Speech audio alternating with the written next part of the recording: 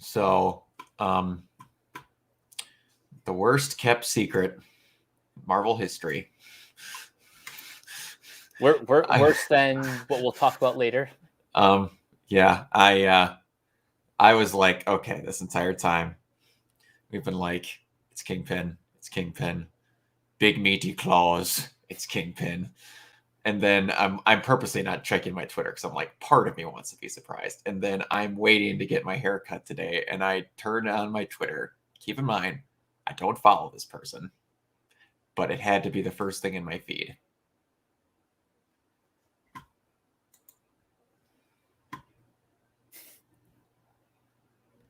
When I was a boy. I was just like, okay, it's going to be a good day. Go ahead. All right, so this episode is called Ronin, and we first see a flashback to 2018, where Belova and Sonya, a fellow Black Widow, subdue a woman named Anna in her house who has been helping deprogram Black Widows. After going to wash her hands in the bathroom, Yelena gets snapped out of existence and subsequently blipped years later. Months later, Bishop returns to her mother's house and informs her about DeCane's shell corporation, leading Eleanor to call the cops and have him arrested. Bishop then goes back to her apartment where she finds Yelena waiting for her. And the conversation between Kate and Yelena is one of the best just like dialogue moments of this entire series so far. One small thing that someone brought up in the when I was looking for pictures for this, that someone brought up that when they're kids, Yelena asked, I can't think of the dad's name. Alexei asked, they asked her what he wanted for dinner, and she said she wanted mac and cheese. Oh, that's a nice payoff. I'm like, that's awesome. But I could have listened to Yelena talk to Kate for an hour and a half. Same. Like, I would have been perfectly content if the entire, 40 minutes? Yeah. Was just Kate and Yelena in the apartment.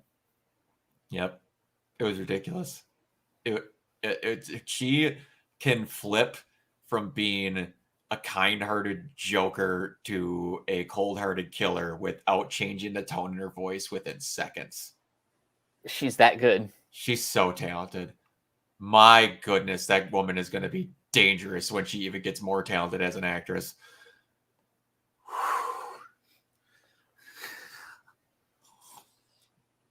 And I suppose I could take this jumbo-sized picture of Kingpin off of my screen here so I can look at my notes. Yeah, we get to find out that Yelena was snapped. Didn't know that for sure or not.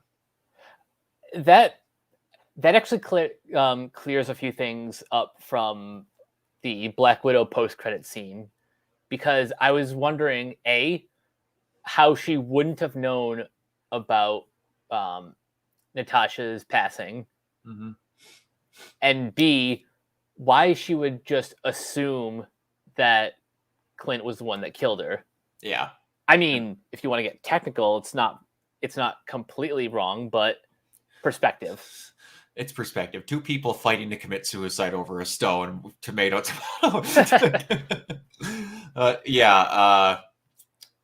It's just like, I'm trying to picture how it's going to be explained to Yelena.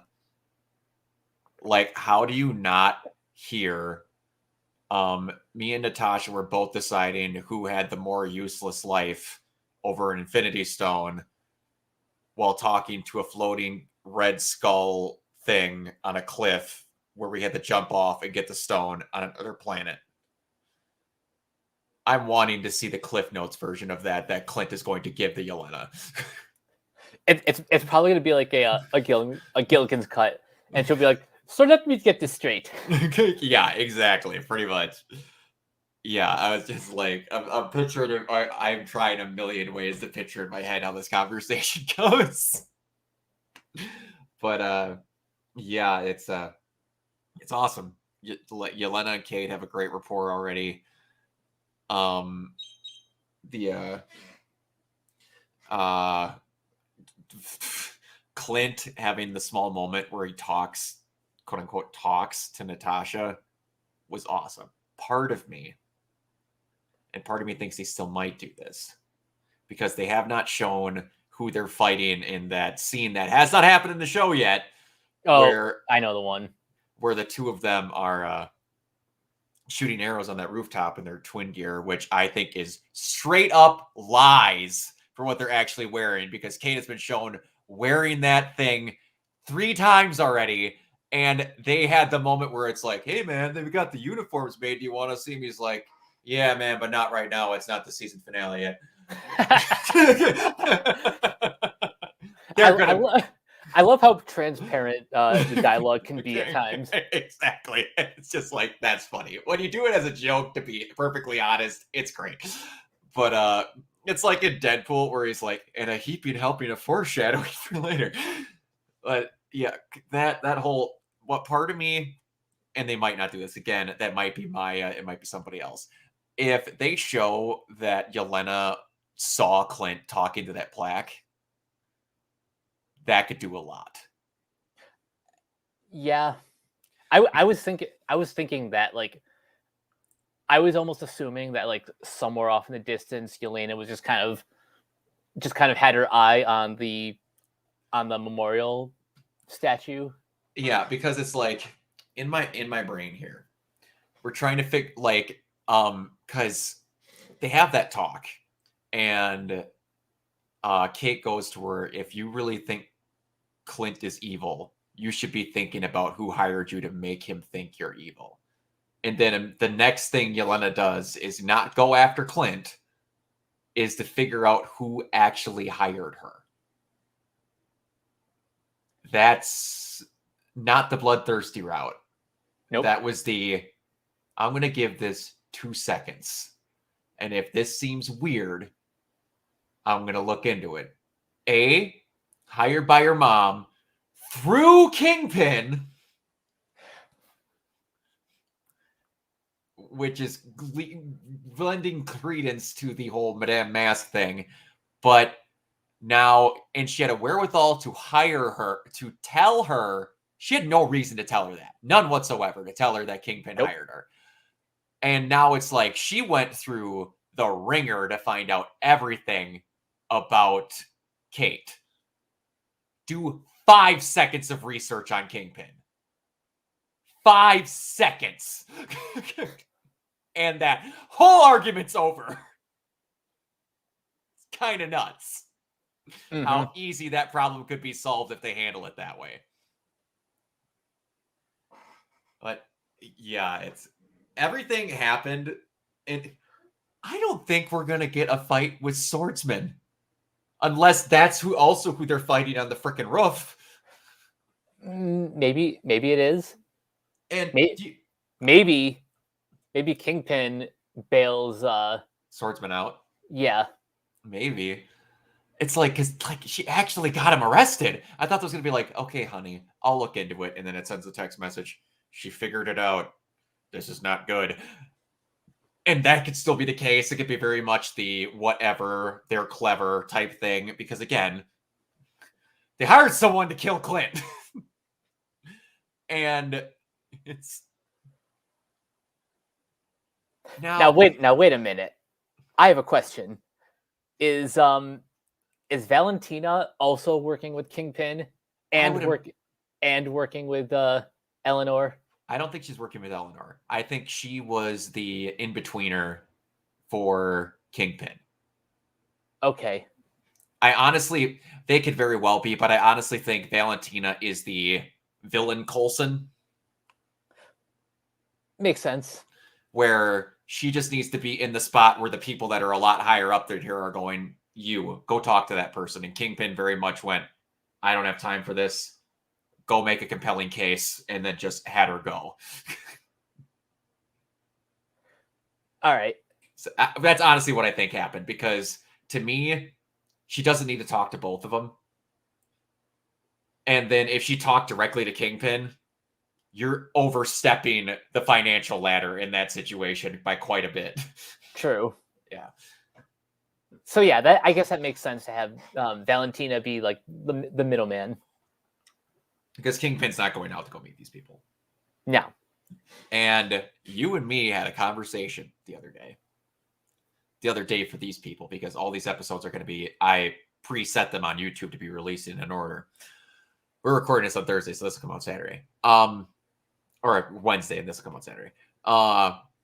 We both said it would make a lot of sense if they're going to make a Thunderbolty type of thing, that Thaddeus Ross has borderline nothing to do with it at this point. Mm-hmm. Kind of looks like Valentina is Kingpin's errand girl. Yeah. If we were right and Kingpin is kind of the one who's going to set that up, I'm very okay with that. So you think Thaddeus Ross is just completely hands off? If Thaddeus was going to set this up, I would imagine Thaddeus is going to set it up. Because it's like Valentina talked with John Walker. Yelena or Valentina also talked to Yelena. From the looks of it, Valentina is working with Kingpin. I would imagine that if Thaddeus Thunderbolt Ross, being the gracious and glorious egotistical prick that he is, he would do this all himself. Yeah, he would go out of his way to go, you and me need to speak. There would be no middle person. He would be the one doing it. This version of Ross and of Ross from comics, in my opinion, he's doing the footwork. He's going to go talk to these people. In my opinion. So the fact that he's not doing this means he's probably more by the books than he is in the comics. Yes, or he might just become a member of the Thunderbolts. That works too. Because we still have She-Hulk, and we could still get Red Hulk.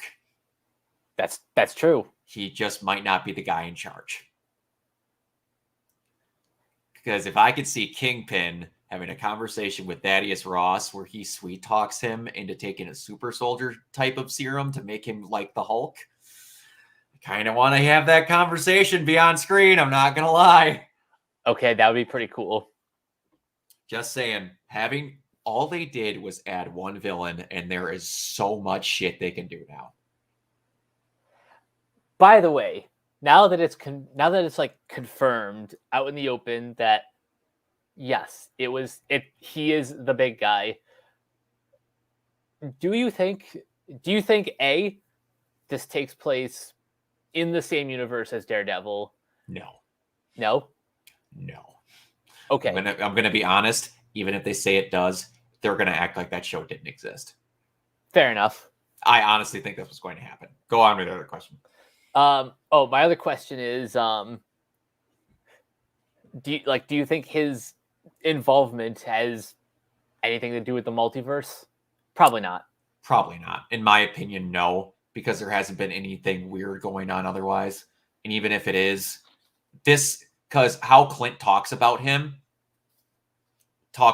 like Clint has known this guy since the blip, because he's talking about him being the guy who's in charge of the tracksuits, and he's been killing tracksuits since the blip. Okay, then. What I'm hearing is, Ronin was an identity that I'm going to assume that Ronin was an identity that Kingpin came up with. Or maybe he was the guy who started calling him Ronin. Maybe. That could be. And but yeah, this is basically going out of its way to go, hey, we haven't had a need to talk about this dude being an asshole in New York, but now we do. We already have a pre-established actor that everyone liked, and now we have our rights back, and we can kind of just go, yeah, he was there. What about Netflix? What about it? Vincent D'Onofrio's Kingpin. Is it the same thing? Doesn't have to be. He can just be Kingpin. It's like bringing J.K. Simmons back to voice J. Jonah Jameson in like various other Spider-Man media that's not directly related to the Raimi films. Exactly, because All it is a casting thing. And if they want to do multiverse, they don't need to, because it's honestly all they need to just go is, yeah, and then another pain in my ass in the red suit, another red suited pain in my ass I have to deal with.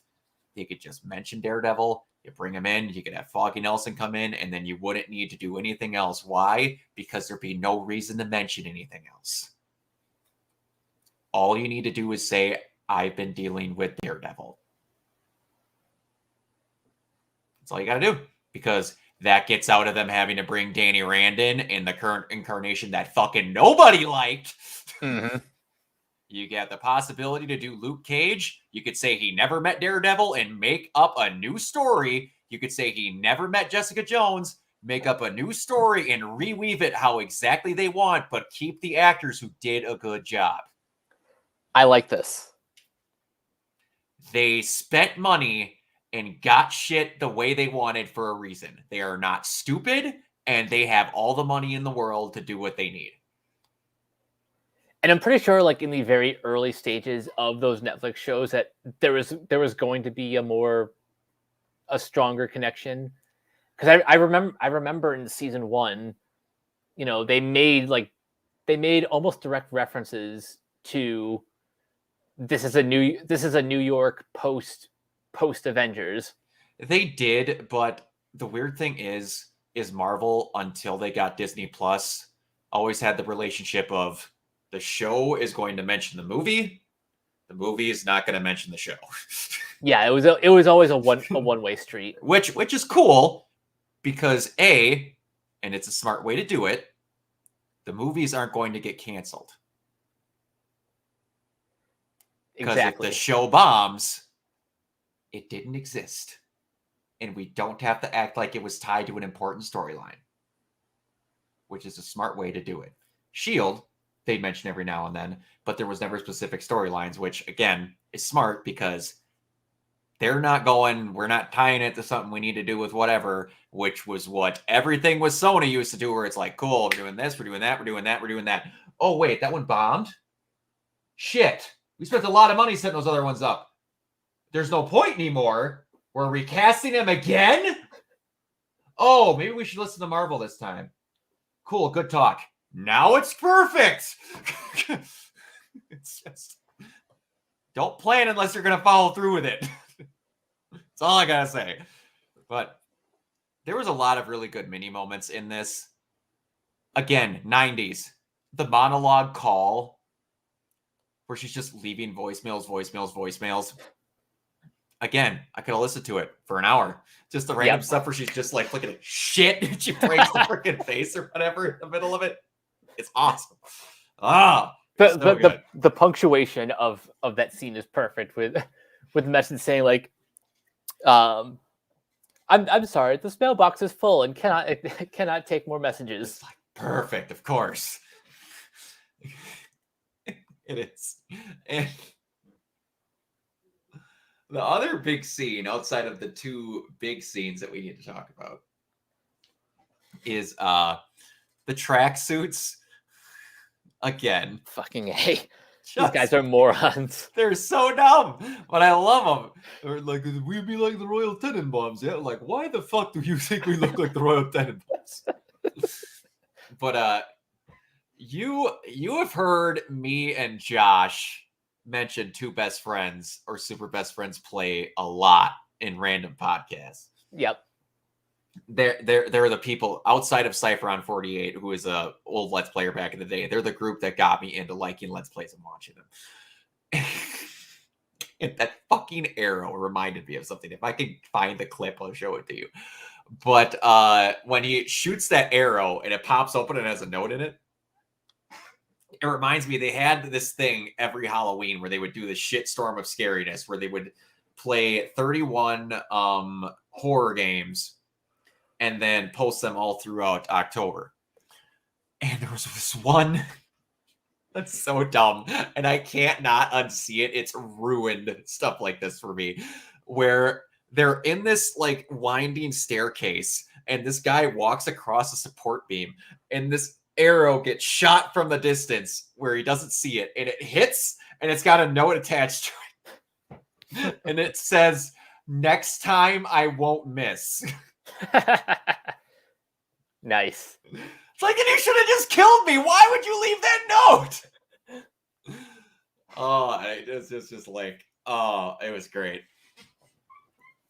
But we got some things I wasn't expecting. I kind of was expecting, but I wasn't expecting how it was going to get handled. Okay. I was expecting that Kazi was a douchebag. And I was expecting he did some backhanded shit. I was not expecting Maya to finally figure this out because of Clint. I actually kind of like that. I do too. I like that it took Clint just being a good person to kind of wake her up. Yep. And this show is doing something that I also, man, I don't mean to rip on the CW because there's a lot of stuff that I liked about it, but there's one thing that this show is doing, and it's showing with Yelena, it's showing with Kate, it's showing with all these people. These people aren't stupid. And they're not so one narrow track minded that they can't take 2 seconds to see if someone was lying. They're not just, they told me this, that is 100% the truth, and you will not believe me otherwise until the season finale when irrefutable proof in a video gets shown to me.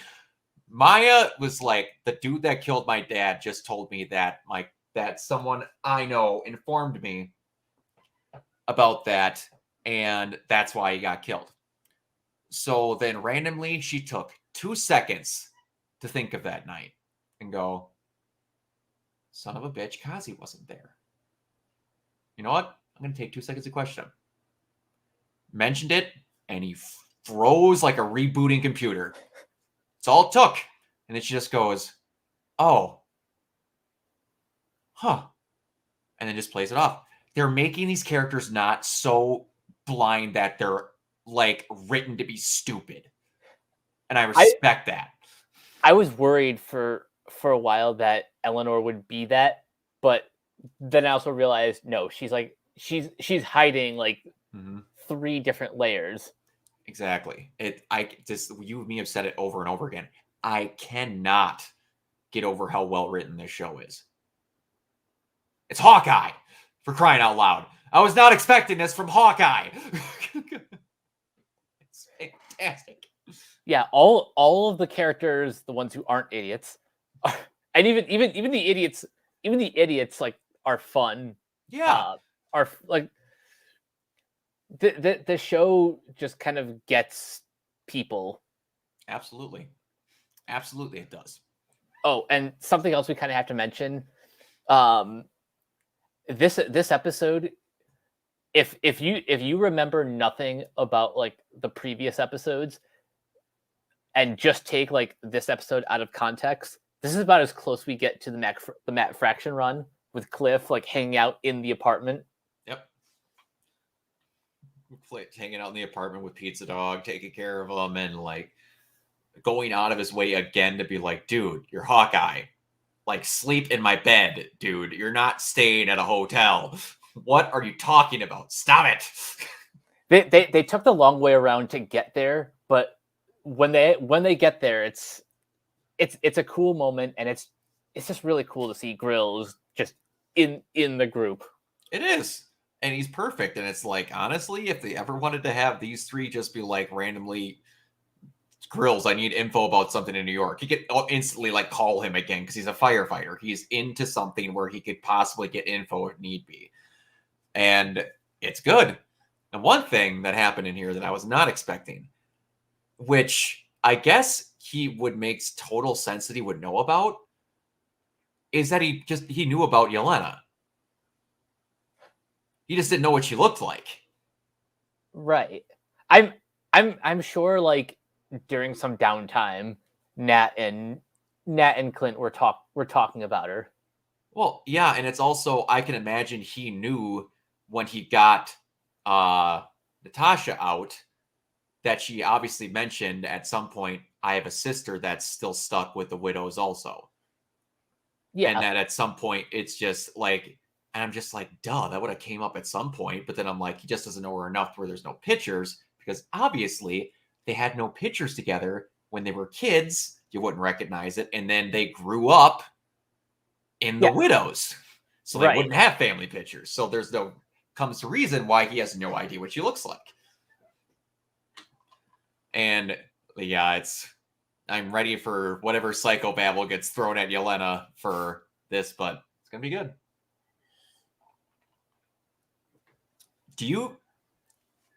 We're getting towards the thing. Do you want to bet now? Okay, under or over 60%, no, 70% that Kingpin actually shows up in person, in video, like in a scene in the series? Over. Over? Okay. He wouldn't. Vincent D'Onofrio wouldn't be tweeting about it if he wasn't like if he wasn't like in the show. Okay. Now, again, over or under that it's the end credit scene. And only the end credit scene.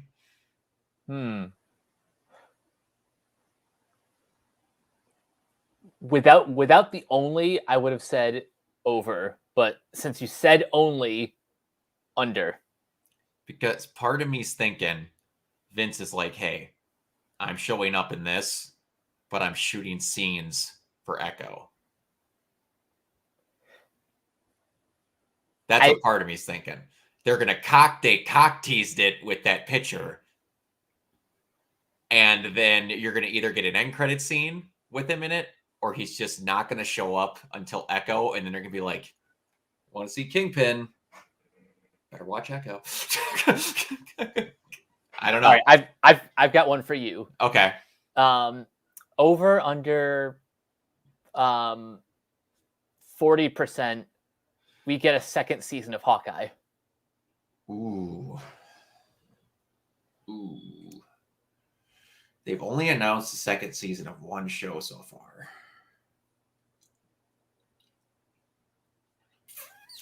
Man, that's a really good number. Because I'm optimistic, I will say over. Okay. The reason I ask is because A, they're not done with Kate. Mm-hmm. B, I don't know how far we are realistically from a straight up Young Avengers movie and or series. A bit. And C, if Echo is a success, they might just do a second season anyway. Now, the thing is, if it does have a second season, I don't see Echo being in it because she's getting her own series. Okay, yeah, that makes sense. Yeah, but it's like I could see if you're going to keep Hawkeye low level, you could have him be in another area and have him be a guy who is a gateway to other characters. Yeah, I like that. Yeah, because he's low level enough to where he's involved in enough stuff around the world in other areas where he can just be there for a reason. And he could kind of be like, Kate, I got called on something. Let's go. Because eventually you could have it stop being a Clint Hawkeye show. And a Kate Hawkeye show. Yes, to where it's just a Kate Hawkeye show. That's honestly what I'm hoping for. Yeah. Because they wouldn't even have to change the name or the graphic. Because they both use the name. Yep. And they're not going to call her Kate Bishop forever. She's just gonna be Hawkeye. Absolutely. And he would gladly hand the name over. Now there's a couple of scenes we haven't talked about yet. One of them is the really touching scene between Clint and Laura. Mm-hmm. Where she's basically saying like, go with your gut. Go with your gut. You didn't call me for permission. You know what you have to do. Yeah. For good reason, the Equalizer has broke me with that. It's one of my favorite scenes in a movie ever, where I can't remember what politician's house he goes to, but or who the politician is supposed to be, but they go at I believe it's Bill Pullman and someone, and I can't remember what the woman actress is, but he just walks in and comes here. He's like, what did he need? He didn't need anything. What he asked for, permission, and he just walks out the door. Just like, I'm always like, this, okay, that was badass. He's like, I'm gonna do something bad and I need you to be okay with it. But yeah, I just that whole form of situation and scene will never get old to me in any incarnation. But yeah, he's just like, I might off this woman, and she's like, I trust you. You're my husband. You put that away. They're getting a lot of mileage out of the family scene that Joss Whedon had to fight to get in the Avengers movie. Oh yeah, I remember hearing about that when I can't remember what it was, but he said do something or cut the barn, and he's like, I'm not cutting the barn. So then something else got taken out. I think it was like a Thor scene that was taken out. Oh, wasn't it? It was something else with Selvig that was like I think it had something to do more with the stones, if I'm not mistaken. Yeah, it was something that would have like tied together Age of Ultron with Thor Ragnarok. Okay, that makes sense. But yeah, it's crazy to think how that whole Hawkeye scene is now credible, and they've used his family in a lot of stuff. Mm-hmm. Like one of the best scenes in Endgame is that opening that I didn't think they were gonna do, but yeah, that's one of my favorite scenes too. Yeah, it's really good. We just speaking of openings and cool. And snaps, we didn't really get into the opening and how this might be the first time we've seen the snap and the blip from from the victim's perspective. Mm-hmm. Like to them, it really was instant. Mm-hmm. Yeah, and it brings up more of the quote unquote argument of how many people died from bad snap placement. If you were in a plane, are you in the sky? Are you in the plane? What? Yeah, and it's just it just came back out. The wallpaper's different, all that. I was like, that was a really nice touch. Yeah. The way they dissolved the backgrounds was just so well done. Oh yeah. That whole I didn't know that we were going to get any more snapping. And then like my brain had to rewire itself, and I'm like, wait. How was she helping Black Widows beforehand? And then it was this, and then all of a sudden my brain went, you saw Black Widow way out of order compared to events of everything else. So then my brain had like file faxed it to like somehow be in out of timeline order. I'm like, no, wait, no, hold on. That goes there, that goes there. Right, because you forget that the end of Black Widow is right before Infinity War. Yeah, and even that is still like a few years off from like the actual snap. Mm-hmm. It's crazy to think that you could have a lot more widows showing up because she was actually helping widows get freed months before the snap happened. Yep, that's nuts. I didn't think about that. Remember in Shang-Chi when you saw some widows fighting in the club? Mm-hmm. Yeah, that was crazy to me. I'm just like, this stuff should not tie into itself this well without falling to pieces after a while, and it's careful planning.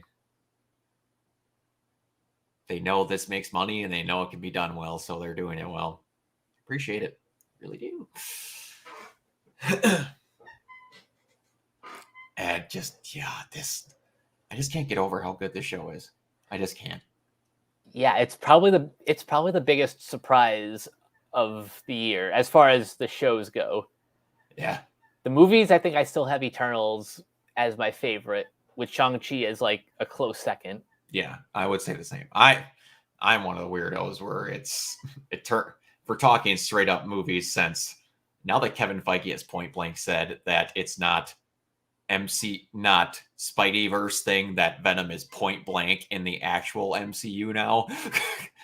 That's straight out of Kevin's mouth. When Kevin says it, that means it's true. So I take that as gospel. And he said it in an interview recently. So my MCU rankings would actually be Eternals, Let There Be Carnage, and then Shang-Chi. Okay, yeah. Yeah. Because, there's just like, I would take an entire movie about Venom and Carnage again, just done in the style of the animation of that Carnage flashback.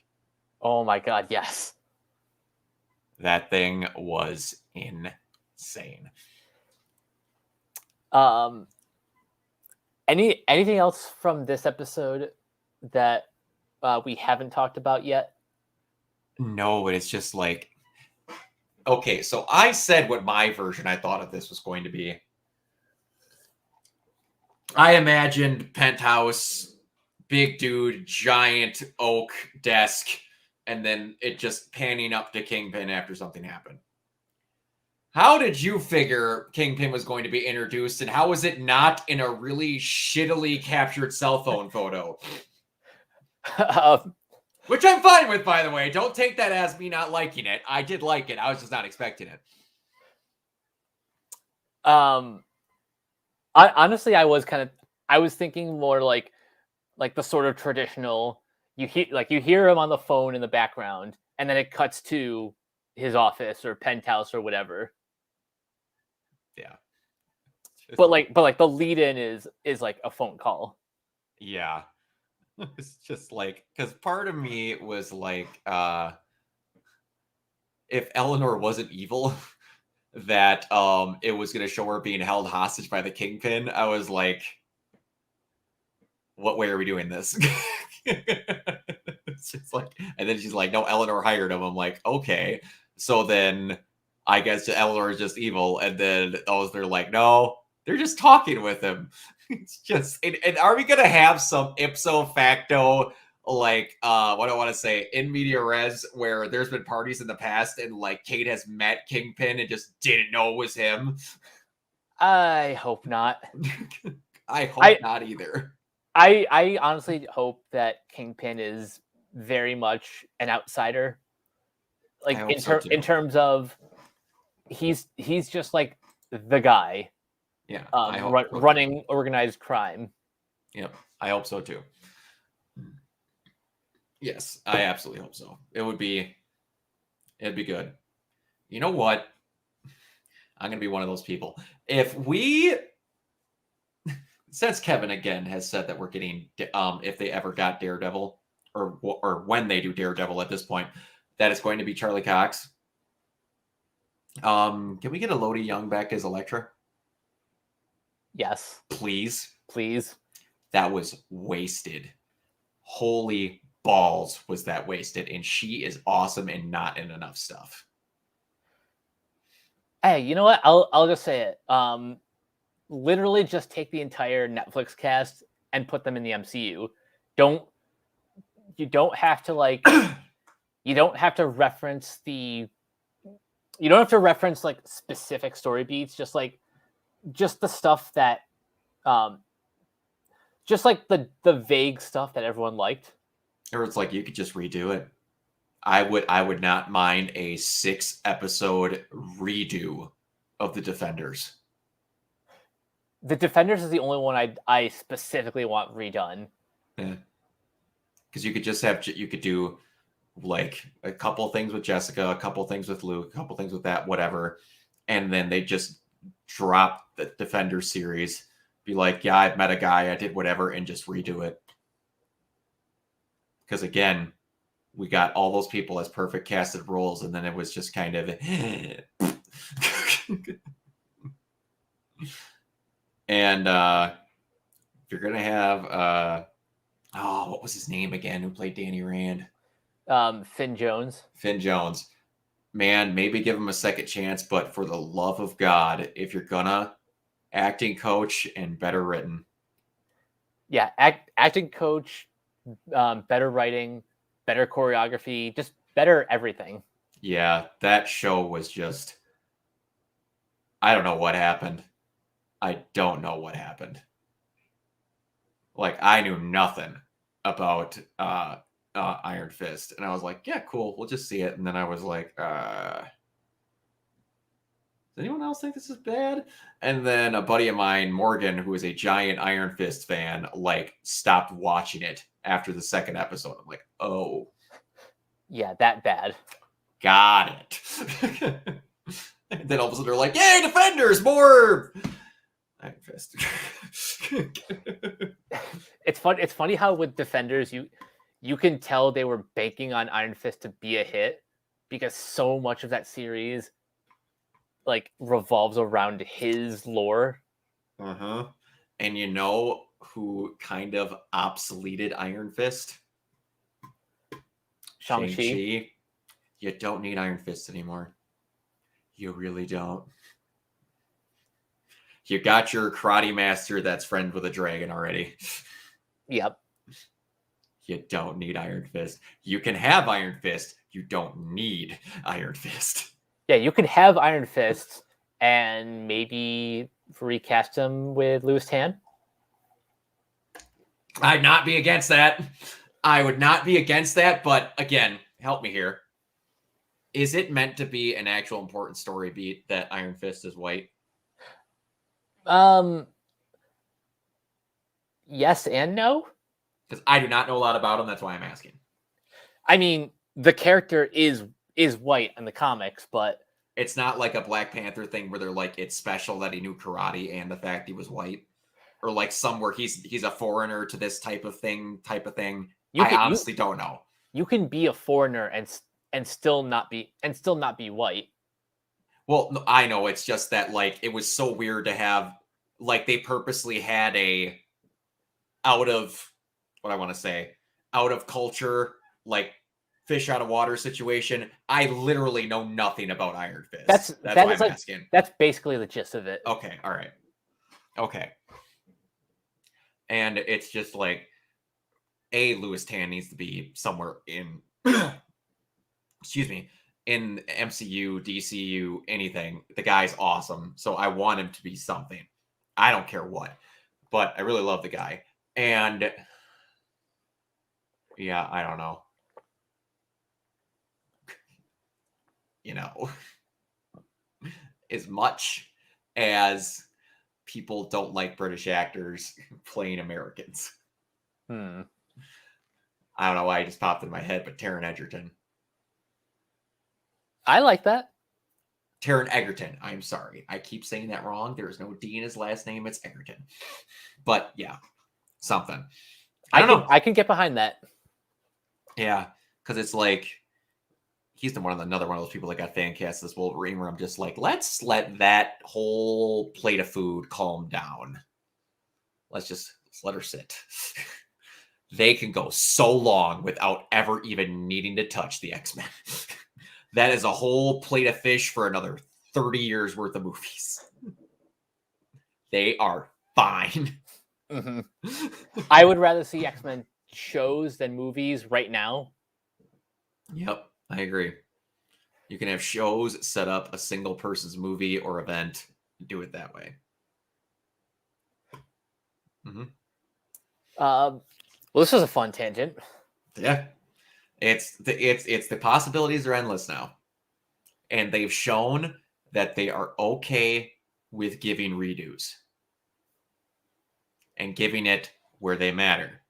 Kingpin is a character that should be in there, and they are not stupid enough to go, yeah, well, he was in that Netflix show. So, do we need to mention the Netflix show? No! I just want Kingpin. That's it. Oh, yeah, we'll probably take Charlie Cox, too, because he was really good. Anything else? Parts that matter. Throw out the rest? Absolutely. Directly right in the trash if we don't need it. We do our version of it now. It's not Netflix's. And I almost even wonder if they need to do it that way. They don't even have to be conscious about it. They can just be like, hey, you guys are you guys are the characters. Let's just go. Yeah, exactly. And supposedly the ongoing rumor now is that supposedly Charlie Cox is going to show up for the first time in She-Hulk. Supposedly. Supposedly. Again, that is a random we want to grab an article thing. I didn't read it, but it came up in my Google newsfeed because I have a Pixel and it always shows up. Did I tell you before we end this, the stupidest one that came across? And the title was so dumb that I had to open it. Oh boy. What's Kate Bishop's dad's name again? I think it was like Derek or something. Anyway, Mr. Bishop. There was this big article about who the big guy is not who we expect. Oh god, I know where this is going. Hidden right under our noses. That's Kate's dad. And that they were going to do some big angle about how Kate and Maya are technically sisters or stepsisters. And then I'm like, okay, you're missing a giant detail here. And I'm waiting for the stupidity to come. And it kept going down and down and down. And I'm like, bingo, there it is. They faked his death during the Chitauri attack. So let me get this straight, comicbook.com. He knew the Chitauri were going to come and went, here's my chance. I'm going to let myself get blown up so I can start crimes. I almost applaud the stupidity of that article. I almost do. That is like Olympic level gymnastics of the mind. Yeah. To quote Sam Elliott, you're a special kind of stupid, aren't you? Oh, I was like, y'all are dumb. I'd love to be in these pitch meetings where they come up with this shit. I'd love to. Just make my day. I could only imagine they are done at like the 11th hour when their boss says, "Hey, your deadline's up in 3 hours. Get writing." Yeah, we haven't met our quota for stupid shit we've published on this website to make it a joke that no one listens to. Do some more. Oh, dude, we don't have anything. You have a wall of characters. Throw darts and connect them. One of them hit Kate's dad. Oh, well, this is gonna suck. It's fucking stupid. Oh, so dumb. But yeah, this is really good. Yeah, I am so excited for the season finale. The season finale is going to land right before Christmas. And the season finale is after No Way Home. So we'll have more things to talk about. It's kind of crazy how, again, Kingpin is originally a Daredevil villain, but he has become more known as a Spider-Man villain as the times go along. And man, part of me thinks in my brain that Kevin Feige went, hey guys, if we put the first 2 episodes out right away, the weeks will line up to where we reveal Kingpin right before Spider-Man comes out. That's going to get people talking. Yeah. He knows what he's doing. Oh, that dude is 15 miles ahead of everyone else. It's just like it's a famous Roddy Piper quote. Just when you think you know the answers, I change the questions. I love it. Oh, it's so good. Yeah, we're going to get on out of here. I'm going to edit this and pack for my trip that I'm about to go on. So, yeah, Mike, where can they find you? You guys can find me on Twitter at Captain K42. You can check out my quick thoughts on letterboxd.com/CoachK42. And you can find me in all the various Facebook groups just at my name. You can check out Renegade Pop Culture on Facebook and Twitter at Ren Pop Culture.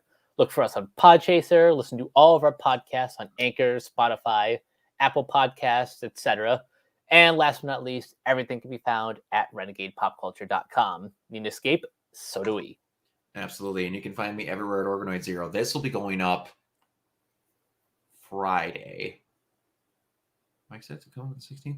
This will either be coming up Friday or Saturday. I got to remember exactly how the things line up because we had the Evangelion episode go up, and then all 4 of these.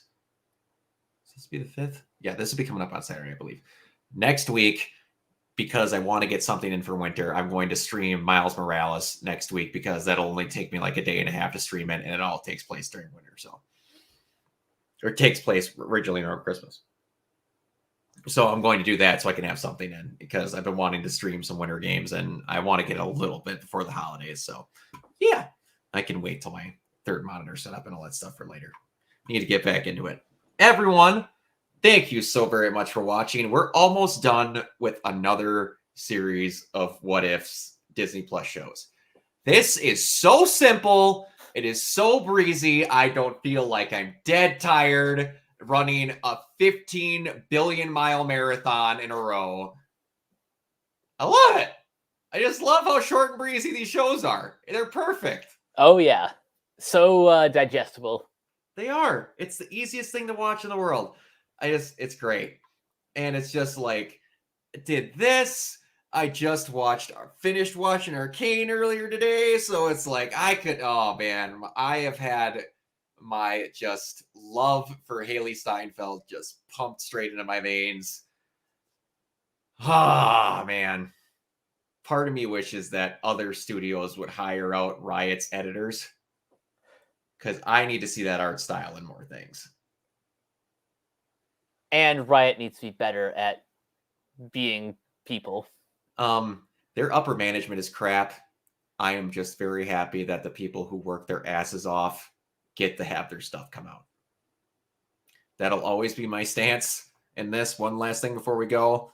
I get it. The company is garbage, and you giving money to them to see this stuff is garbage as well. But I'm going to be honest. This is just me. Those people that are working a bazillion hours going through all this harassment to make something that they truly love and care about, I'm watching it because I give a shit about what those people poured their blood and guts and spent time away from their family from. Same. Because I'm telling you, if I was in that situation where I got ripped apart at work, sexually or mentally harassed, spent all my days losing sleep, having health issues to work on something, and then no one watched it, I'd be upset. Work to change the culture. Don't hate the work. Because those Agreed. people are douchebags. Those people making that stuff aren't. But Riot, just focus on music and series. It's kind of ridiculous how you're a video game company and the worst thing you make out of all your productions is video games.